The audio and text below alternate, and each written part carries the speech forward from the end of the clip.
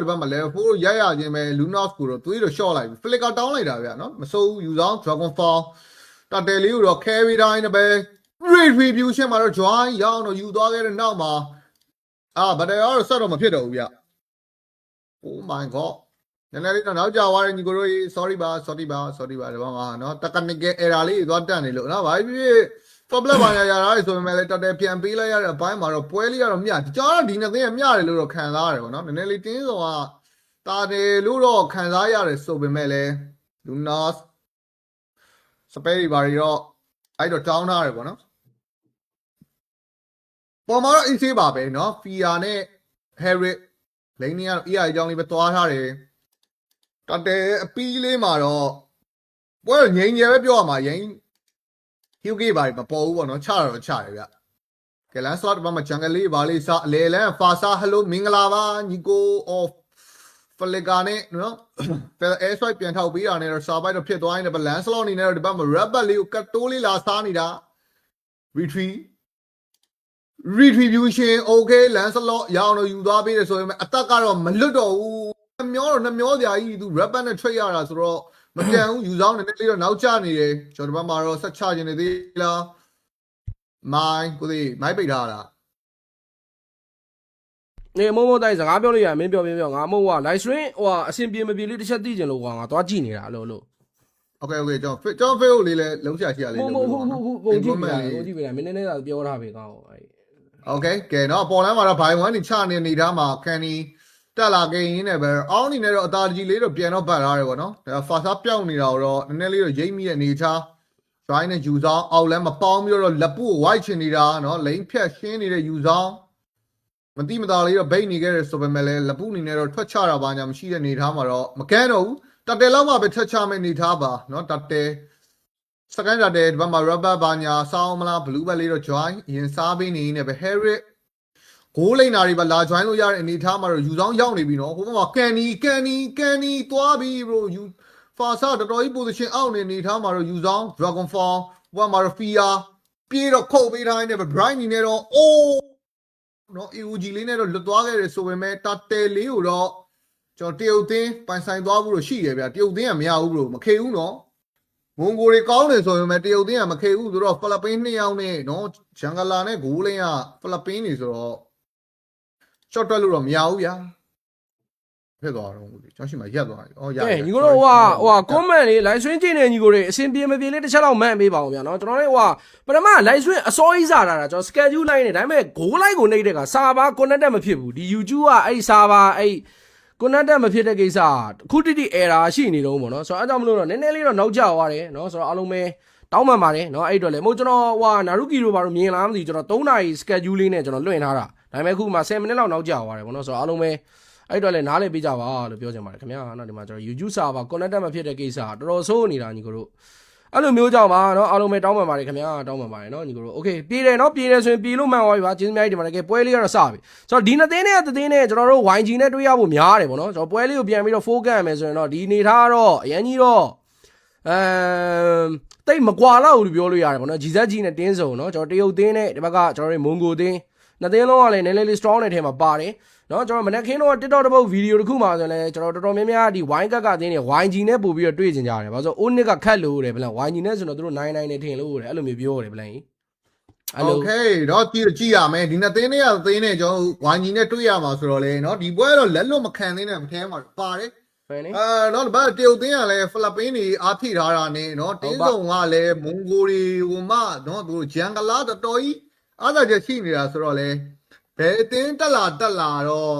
့ကျွန်တော် YG နဲ့တော့စော့ရမယ့်အနေထားမှာเนาะကျွန်တော်ဒီအတင်းတွေကိုတော့နည်းနည်းလေးတော့လေးလာထားတင်တယ်လို့တော့မြင်တယ်နဝက်ကတော့1300လောက်တော့ဒါတရုတ်အတင်းဘက်ကတော့တာနေနဲ့ပဲကျွန်တော်နောက်ဆုံးတက်တဲ့ပတယ်လေးလဲဒါထပ်ပြီးတော့ကြည့်အောင်မယ်ပေါ့နော်ဘာဖြစ်တရုတ်အတင်းကတော့အာလီပိုင်းတော်တော်ကြီးအဆင်ပြေနေတယ်လို့ပဲပြောရမယ်ဗျာဂျွိုင်းတော်တော်အဆင်ပြေတာကဲဆိုတော့เนาะအဲ့မှာလေကလောရတော့မိုဒီအောက်လန်ယူဆောင် Dragon Day ဘာညာလဲเนาะကျွန်တော်တို့ level 9နေပါတယ်နဲ့ဖျဲတယ်ဗျဘန်ကိုင်း Blue Breeder Fighter Land Shaker Flick ကလာတယ် Disable လေး Feather Asteroid လေးပါတော့ပြက်သွားလားလူနို Emu လေး3ခွင်းတော့ရဝိုင်းတယ်မနော်မတာတဲကလည်းသွေးတဝက်လောက်နေထားမှာခဏပြစ်ထားပြီးတော့ဘန်ကိုင်းကိုပဲအရင်ဆုံး Canonio ရတက်နင်းပေးထားတယ်မနော် join နေနေတော့တာတဲလေးကိုထပ်ပြီး retreat ပေါက်သွားနေပဲ GZG အများကြီးတော့ပြင်ဆင်လာတဲ့ပုံစံမျိုးတော့တွေ့ရတယ်နောက်မှမပြီးသေးဘူး AOG ထက်ကြလာရင်တော့အောင် free အနေနဲ့လည်းပြန်တော့ပတ်ထားတယ်ဒီဖိလစ်ပင်းနိုင်ငံသားလေးလည်း free ဂိုးလေးကိုတော်တော်သဘောကျနေတယ်ပုံများဗျာတကယ်တော့အမှန်တိုင်းပြောရရင် GZG ကိုထမ်းပေးနေတာကန်တိုနီယိုဒီကောင်ရဲ့ဂျန်ကန်ထမ်းပေးနေတာပါဖိလစ်ပင်းကပလီယာတွေနော်ဆိုးတော့မဆိုးပါဘူးပေါ့ဗျာဒါပေမဲ့ ကောင်းတယ်ဒီကောင်းရီဒီကဘလို့ရှင်ပေါက်ကိုရတာဟဲ့အောင်ဒီတစ်ဖက်ကနော်ဒူရာနီနဲ့တော့ဒီပွဲမှာတော့ performance လေးနည်းနည်းလေးပြောင်းနေတယ်ပေါ့နော် review ဘိုင်းကြီးနော်ဟီကိုကောက်ပြီးတဲ့အပိုင်းတွေမှာတော့လိုအပ်ချက်လေးရှိနေသေးနေပဲပမာရရှင်ညာ email လေးနဲ့တော့ပြန်တော့ဘက်အပေါ်မှာတော့ buy one နေအောင် ရာသီလားအော်join letter 5B နောက်ဆုံးမှာတော့ Zura လေးတော့ပြန်ရတာသေးတယ် 1 for 1 trade ဂိုးလိန်းနဲ့ဂျန်ကန်နဲ့လဲလိုက်တဲ့နေတာတစ်ခုလို့တော့ပြောလို့ရတယ်ယူဆောင် Dragotis Sogrid မဲ့သွားပြီတူတူကနော်ပတ်စစ်လေးကိုဖွင့်သွားတာအตาရပဲဗျနောက်မှာ Fasa Crow Impact တစ်ချက်တော့ထက်ရိုက်ထားတယ်နောက်မှာ Modi Fury တိုက်လေးနဲ့တော့ပြန်တော့ Bawa နဲ့နောက်မှာ Harry က Zama Phone နဲ့မပြီးသေးဘူးဒဲတွေဝင်ယူနေတာတာဝါကြီးတဲ့ဦး Gloria ပတ်ဝေးပါညာနဲ့ Mine လေးကလည်းအပြေးလေးတော့ Bucket လေးတော့ပေးထားနေပဲ Hero Key ရတော့အရင်ကြီးတော့ပြတ်ထွက်နေနေတာမျိုးတော့မရှိသေးဘူးပေါ့နော်ဆိုတော့အေးကြောင်းပါပဲညီတို့42ချလို့ရပါတယ်ဒီ join လေးပဲစိတ်ပူစရာရှိတာပါဟိုဘက်ကအဲ့လို join ကိုကောင်းမွန်နော်စပဲ3လိုက်နိုင်တော့ရာတင်းစုံဘက်ကတော့ရှင်နေကောင်းနိုင်နေjoin စင်ပြင်နေတာနဲ့လျောက်ကတော့နော်တည့်ရတိုင်းပဲဘလို့နော်ဖလပင်းနှစ်ကောင်ထမ်းနေတာဆိုတော့လေရာ join စင်ပြင်နေတာတော့တင်းစုံတော့ကတော့နည်းနည်းလေးတော့အနေရှိတယ်ပဲပြောရမှာအမှန်ပဲဗျဘိုင်ဝမ်တေချတာဟိအောင်ကြီးအော်မင်းတွေ့တဲ့ကောင်လိုက်ချနေတာလို့ तू လိမ့်မှလာသမျှကောင်ကဲ online မှာလည်း join နော် perfect dash လေးနဲ့ letter 5B လေးပါလေးနှိပ်ချင်လားမလုပ်တော့မလုပ်သေးဘူးဗျနော်လော်လေးကလည်း second ကျော်တော့လိုနေသေးတယ်ပွဲကသွားမြနေတော့တိုင် first tower တွေတော့မကြိုးသေးဘူးလောထွက်တော့မယ်ကဲခုမှပဲအောင်လန်းစတာ tower စရတာညီတို့ကဲတီယူတင်ကတော့နောက်က2900 advance နဲ့တော့စာရမှာ canny position နဲ့ကျွင်တော့ဒီဘက်မှာနော် fury drive battery fine နေရှိမယ်ဟုတ်တယ်အော်လွတ်ပါတယ် fast side ဟို fast side တော့ဖြစ်တယ် free ကြီးကတော်တော်ဆိုးလာတာလို့နော် revamp ပြီးတော့ကဲဆိုတော့ online မှာတော့လော်လေးကတော့စတော့ပေါ်နေပြီเนาะနောက်2500 user fury die နောက်မှာ black dragon fall ထပ်ပြောင်းထားနေပဲတောက်လျှောက်လေးတော့ဘတ်လိုင်းလေးတော့เนาะဟိုတိုးမလာဘူးတော့ဟန့်ပေးထားတယ်သူလည်းသွေးတော်တော်နေသွားတော့ပြန်ဘတ်လာတယ်ပြီ user အဲ့မှာ join တကယ်မင်းသားအခုမှရောက်လာတာ letter 5B နဲ့နည်းနည်းလေးတော့ကပ်ပုတ်ချင်ပေမဲ့တစ်ဖက်ကလည်းတယောက်တစ်ချက်ဝိုင်းထူတာဆိုတော့เนาะဆက်မလိုက်တော့ပါဘူးကျွန်တော် tower လေးရောက်သွားမှာဆိုလို့လည်းဖြစ်နိုင်တယ်ပေါ့เนาะအဲ့မှာ landslot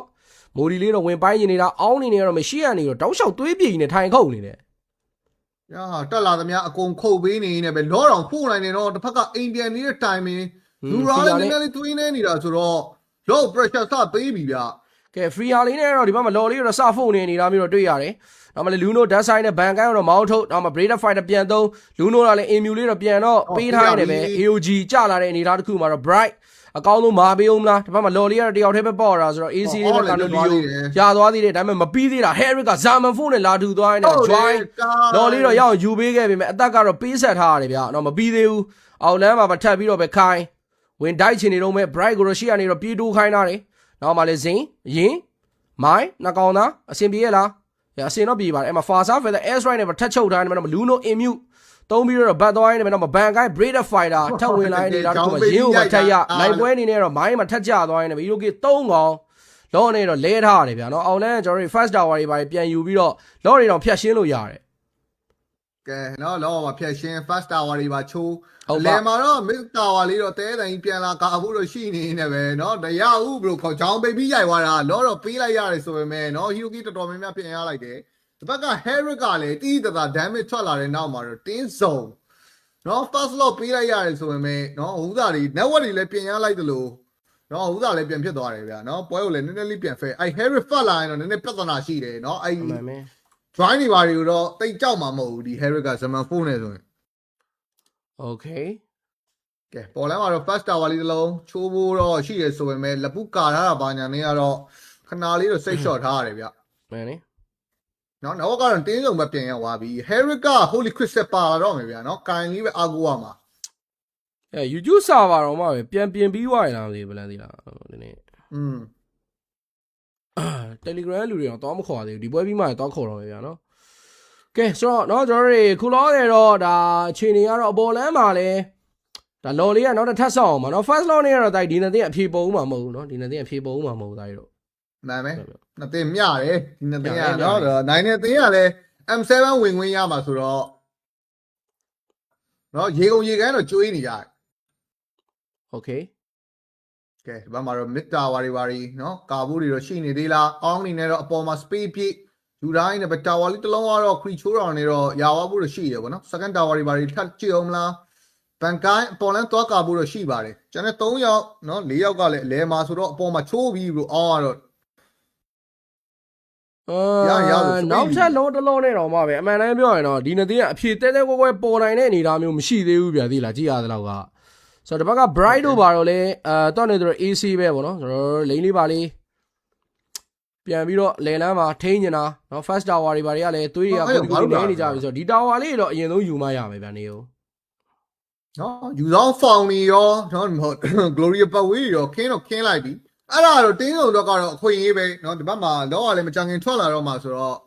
့ဒီဘက်က spare ကူးတောင်းလည်နေတဲ့အချိန်မှာတော့နော်ကျွန်တော်လောတွေဘာတွေဖို့ကြည့်မလားနော်ဒီဘက်က Herrick ကလည်း online ဖြစ်လာပြီဟုတ်တယ် Holy Crystal ဘာတွေလည်းပါလာပြီဆိုတော့ကျွေးကျင်တော့ကျွေးလို့ရပြီဗျာဒီချိန်ကတင်းစုံတော့ကတော့နော်လုံးဝချက်ချလို့ကောင်းတဲ့အချိန်ပဲဖာစာ Feather Air Strike နဲ့ Modio လမ်းပုတ်လိုက်တာသွေးတော့လောက်ရောဒီနဂါကကျွန်တော်တို့တွေဖောင်ကလည်းကူးတောင်းလည်နေတဲ့အချိန်ဝင်မှုကတော့ခတ်သွားပြီနော်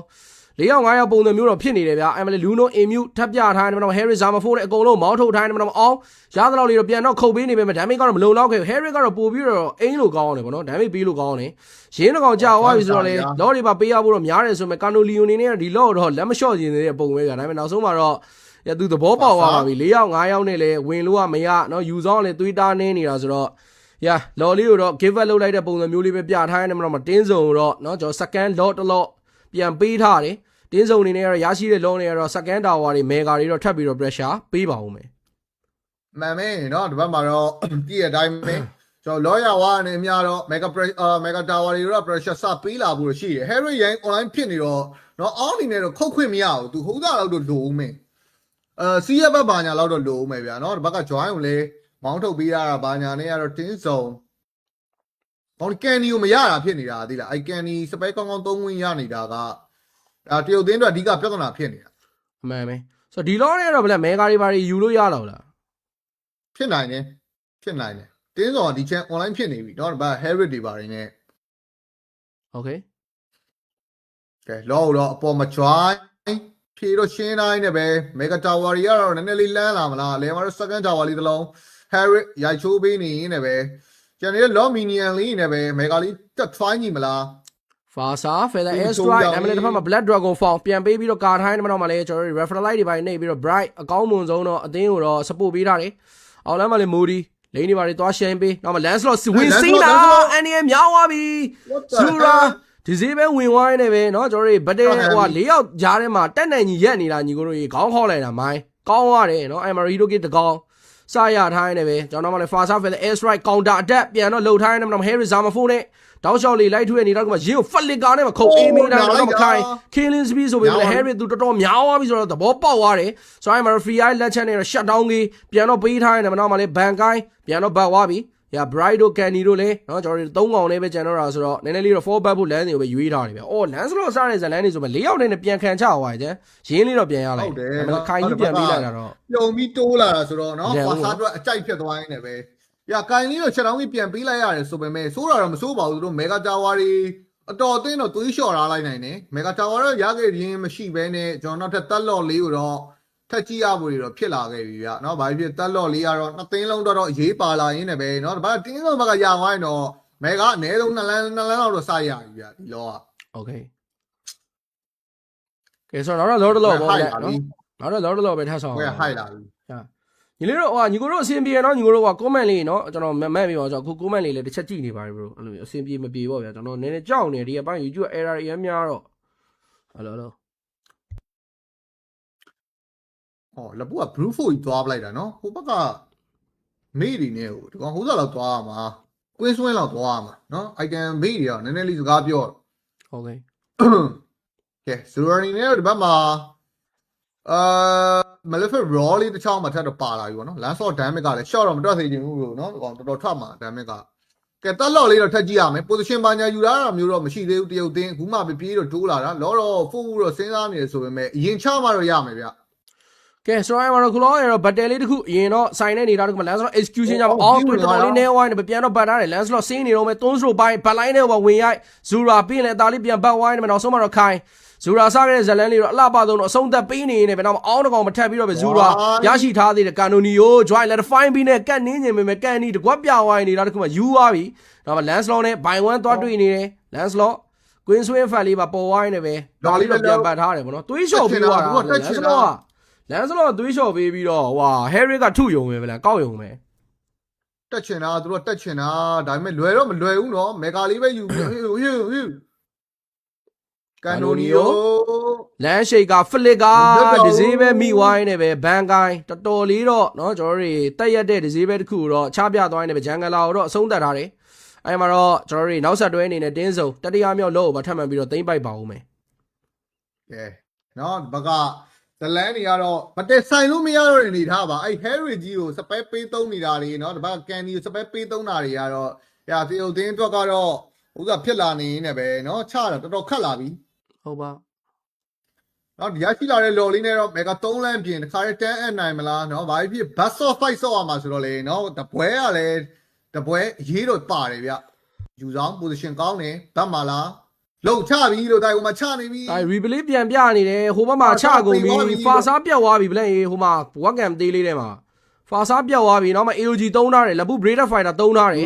ယူဆောင် Black Dog ကိုဖောင်းနေဖြတ်တိုင်းတော့ Zura Immortal ကောက်ဝယ်သွားသေးတယ်နောက်ဆုံးမှာယူဆောင်လက်ချက်နဲ့တော့အသက်ပြောက်ဝိုင်းနေမှာသူ Rose Gold လေးကောက်ဝယ်လိုက်ပြီနည်းနည်းနောက်ကျသွားတယ်ပုံပဲဆိုရင်မလေး Joy ဘလိုင်းနဲ့တော့ Level 5ပြီးနင်းနေတာ Herrick က Zamaphone နဲ့ပြန်ဖြဲနေပြီခိုင်းဒမ်းမီလောက်ရလားမိုဒီတကောင်ထုပေးလိုက်တော့မဲ့သွားပြီယူလို့ဒမ်းမီကနာတယ်ဟာကဲလော်လေးတော့နော်အလဲကနေပြီးတော့ဖြတ်ရှင်းလိုက်တဲ့အပိုင်းလေးမဆို free อ่ะ Vagary နဲ့ပြေးဝင်ဝိုင်းနေပဲ first နဲ့ second tower ဂျားထဲမှာ battery အသေးအတန်နေစိုင်နေခဲ့ပြီမဲ့တစ်ဖက်ကလည်းလက်ဘူးပြန်ပြီးတော့ damage ပေးခိုင်ဘလိုင်းနဲ့နေဇာမဖုန်းနဲ့တောက်လျှောက်လေးပြန်အိမ်ပေးတိုင်းနေတာတခုမှတော့မိုင်းဘလို့မှတော့ရုံးကန်လို့မရတော့ရင်လည်းပဲတေဆုံးသွားတဲ့ခိုင်တာမှာ Hero Gate Total ၄ကောင်ပေးဆက်လိုက်ရင်ပဲကာနိုနီယိုတကောင်နဲ့ကတော့ပြန်ပြီးတော့ကာလို့ရပါအောင်မလား Harry ဇာမဖုန်းတော့မရှိသေးဘူးနော်